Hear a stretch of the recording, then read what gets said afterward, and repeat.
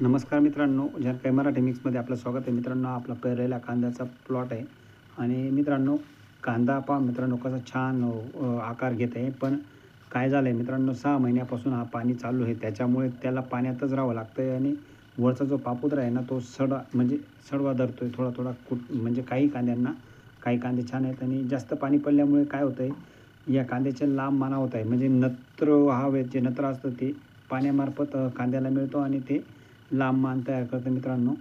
तर हा प्लॉट आपला पूर्ण पावणे 4 महिन्याचा झालेला आहे पेरलेल्या कांद्याचा.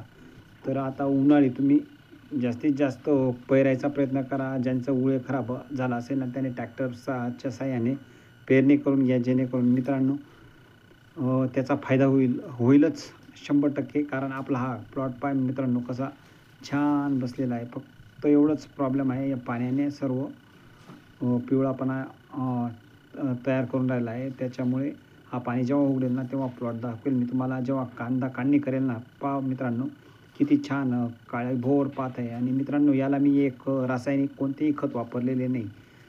हे फक्त खोंड्याचं, मुगाचं आणि अ, परत भुईमूग असे 3-4 कैडावर राहिले ना, तर कांदा एकदम छान प्लॉट बसतो मित्रांनो. खतं टाकायची गरज नसते.